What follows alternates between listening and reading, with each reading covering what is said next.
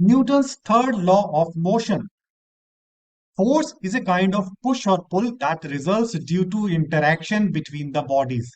ये बच्चा लॉरी को पुश कर रहा है, सो पुश है और इसमें इंटरेक्शन है बिटवीन बॉडीज, बच्चा और लॉरी के बीच में. Similarly this man is pulling the rope. इसमें पुल का एक्शन हो रहा है और इसमें बॉडीज है man and the rope. So interaction होता है बॉडीज के बीच में, फिर पुश और पुल का फिनोमिना हमें देखने को मिलता है. Types of forces. There could be interaction due to contact forces, जिसमें फिजिकल कॉन्टैक्ट होता है बॉडीज का, एंड नॉन कॉन्टैक्ट फोर्सेस जिसमें बॉडीज का फिजिकल कॉन्टैक्ट नहीं है फिर भी फोर्सेस एक्ट कर रही हैं. कॉन्टैक्ट फोर्सेस के एग्जांपल्स है फ्रिक्शन फोर्स, टेंशन फोर्स. जबकि non contact forces magnetic force, gravitational force और इलेक्ट्रिकल फोर्सेस. चलिए इसको समझते हैं. पहले फ्रिक्शनल फोर्स को समझते हैं. फ्रिक्शनल फोर्स अभी हमने बात की, वो कॉन्टैक्ट फोर्स है. दो बॉडी के बीच में फिजिकल कांटेक्ट होना चाहिए फ्रिक्शनल फोर्स को डेवलप होने के लिए. इसमें ये लड़का पुश कर रहा है ब्लॉक को, और जो ब्लॉक का सरफेस है ग्राउंड के साथ कर रहा है, और फ्रिक्शनल फोर्स इन दोनों के बीच में एक्ट कर रही है. फ्रिक्शनल फोर्स बच्चे के पैर और ग्राउंड के बीच में भी है. जहां जहां हमें कांटेक्ट देखने को मिल रहा है वहां वहां फ्रिक्शनल फोर्स हमें देखने को मिलेगी. सो frictional force is a kind of contact force. अब हम बात करते हैं मैग्नेटिक फोर्स की, जो कि नॉन कॉन्टैक्ट फोर्स है. एक हाथ में हमने एक मैग्नेट ले लिया, दूसरा मैग्नेट हमने कार के ऊपर बांध दिया. अब आप देखें कार इज मूविंग.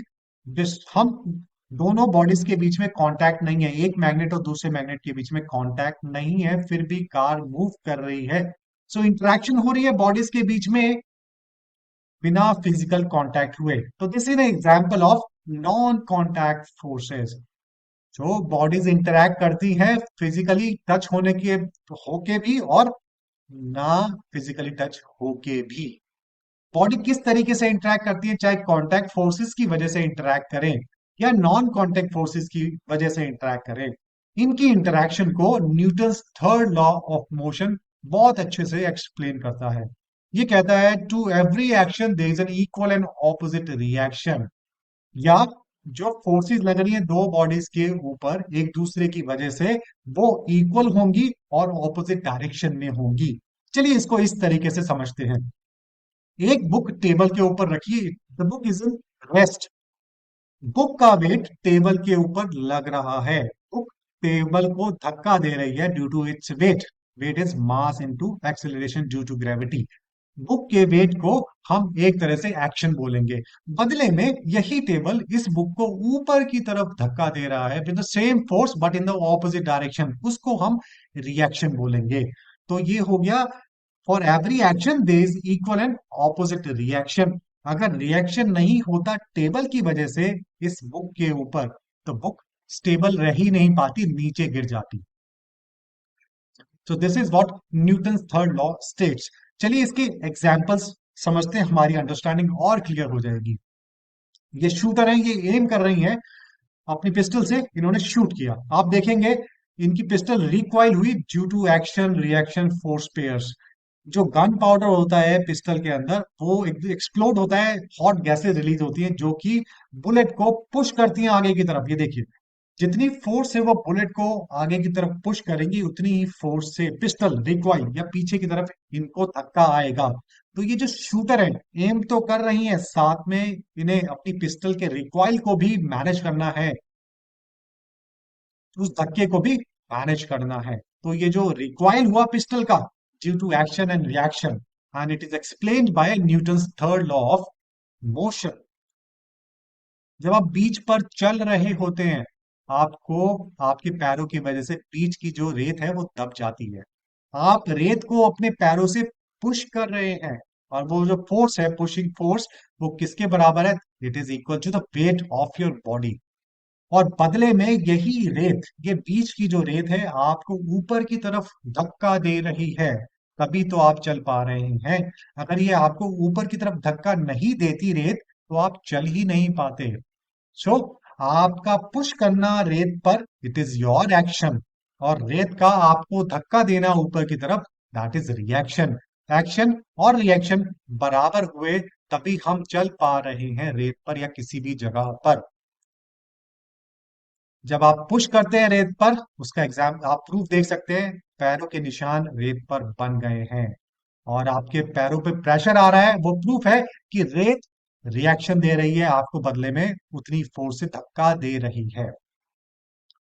अभी देखिए, ये डाइवर समरसॉल्ट करता हुआ उछलता है और फिर नीचे की तरफ पानी में डुबकी लगाता है। कि इतना ऊंचा उछल कैसे पाया?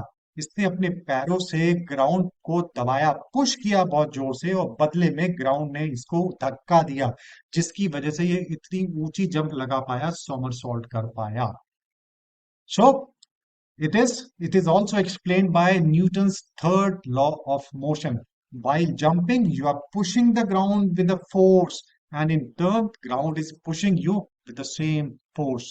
आपका पुश करना ग्राउंड को is called as action, जबकि ग्राउंड का आपको ऊपर की तरफ धक्का देना is termed as reaction. Action and reaction are equal, but in the opposite direction. Friction बहुत इंपॉर्टेंट है हमें चलने के लिए। अगर फ्रिक्शन, कांटेक्ट फोर्स में फ्रिक्शन नहीं होगा तो हमें चलने में बहुत मुश्किल होगी। So friction is important, we need friction to move ourselves.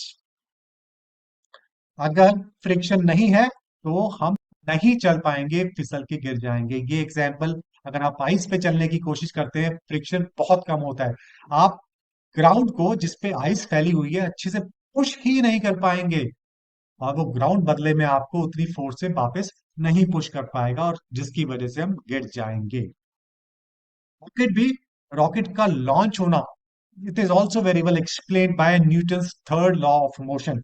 जो रॉकेट के अंदर फ्यूल होता है, रॉकेट उस फ्यूल करता है बहुत तेजी से, बहुत फास्ट रेट से, जिसकी वजह से बहुत सारी गैसेस बाहर निकलती हैं विद वेरी हाई एनर्जी, और ये पीछे पे बहुत तेजी से, बहुत फोर्स से बाहर निकलती हैं, और उतनी ही फोर्स से ये रॉकेट को ऊपर की तरफ धक्का देती है, और रॉकेट राइज करता है with acceleration into the space. So this example is also explained by, this phenomena is also explained by Newton's third law of motion. अब एक एग्जाम्पल समझते हैं, हमारी अंडरस्टैंडिंग और क्लियर हो जाएगी। एक आदमी है, इट्स ऑन द बोट, आदमी का जो वेट है दैट इज 75 केजी, और बोट 150 केजी की है, मास की मैं बात कर रहा हूँ। अभी आदमी डिसाइड करता है, बोट इसकी पानी के पास है, थोड़ी सी दूर है बीच, यहां से वो कूद के बीच में जाना चाहता है, बोट से कूद कर वो बीच की तरफ जाना चाहता है। अब इसमें भी Newton's third law of motion लगेगा। देखिए, जब ये कूदता है तो किस तरीके से होगा, he will push the boat, जब ये बोट को पुश करेगा पीछे की तरफ, बोट पीछे जाएगी और ये आगे की तरफ कूदेंगे, कुछ इस तरीके से ये फिनोमिना होगा। Can you find the relation between the acceleration of the two? Boat किस एक्सेलरेशन से पीछे गई और आदमी किस एक्सेलरेशन से आगे की तरफ गया, क्या इसके बीच में आप रिलेशनशिप निकाल सकते हैं? हमें दोनों के मास दिए हुए हैं, बोट का मास 150 केजी है, जबकि आदमी का मास 75 केजी है। Well, yes, we can do it very well using Newton's third law of motion, जो कि क्या कहता है, action and reaction are equal and opposite. आदमी का एक्शन था बोट को पुश करके जंप लगाना, और बोट का रिएक्शन था आदमी को पुश कर देना और पीछे चले जाना। तो ये दोनों बराबर हैं, और फोर्स हमें पता है is equal to mass into acceleration. Force on boat by man हमने इक्वल कर दिया F1 के, and force on man by boat is equal to F2। F1 और F2 इक्वल है, मैग्नीट्यूड इनका इक्वल है, but they are acting in the opposite direction. अब आगे बढ़ते हैं। F1 mass of the boat into acceleration of the boat, mass 150 KG है, acceleration हमने A1 ले लिया, जबकि F2 mass of the man into acceleration of the man, mass is 75 kg into acceleration is A2, that we have taken for the man, that we have taken for the man। अब इन दोनों को हमने equate कर दिया, और equate करने के बाद हमने पाया कि जो acceleration of the boat divided by acceleration of the man is equal to 1/2। मतलब जो मैन का एक्सेलरेशन है वो 2 टाइम्स होगा बोट के एक्सेलरेशन के मुकाबले, क्योंकि बोट का मास डबल है मैन के मास के मुकाबले। तो जहां मास ज्यादा होगा, जब दो बॉडीज इंटरेक्ट कर रही हैं, जिस बॉडी का मास ज्यादा होगा उसका एक्सेलरेशन कम होगा, या जिस बॉडी का मास कम होगा उसका एक्सेलरेशन ज्यादा होगा दूसरी बॉडी के मुकाबले। अब इसको फटाफट समराइज कर लेते हैं। Force is a kind of push और पुल, और इट इज ड्यू टू, ये एक्ट करती है due to the interaction between the bodies. ये इंटरेक्शन कॉन्टैक्ट फोर्सेस की वजह से भी हो सकती है, और ये इंटरेक्शन नॉन कॉन्टैक्ट फोर्सेस की वजह से भी हो सकती है। कॉन्टैक्ट फोर्सेस जिसमें बॉडीज के बीच में फिजिकल कॉन्टैक्ट है, जैसे कि फ्रिक्शनल फोर्स या टेंशन फोर्स। जबकि नॉन कॉन्टैक्ट फोर्सेस एक्ट कर रही हैं but bodies are not in physical contact with each other, जैसे कि मैग्नेटिक फोर्स, इलेक्ट्रोस्टैटिक फोर्स या ग्रेविटेशनल फोर्स।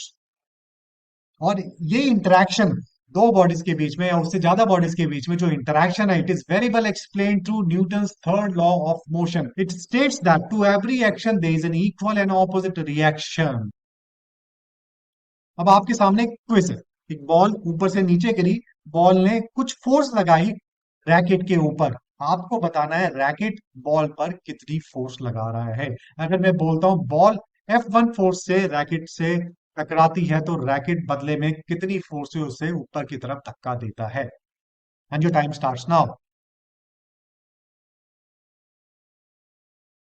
इसका आंसर है, जिस फोर्स से बॉल ने रैकेट को धक्का दिया, उसी फोर्स से रैकेट भी बॉल को ऊपर की तरफ धक्का देगा। मैग्नीट्यूड दोनों फोर्सेस का सेम है, but they will act in the opposite direction. So I hope ये आपको समझ आया होगा। I will see you in the next video. Till then, goodbye, thank you very much, have a nice day.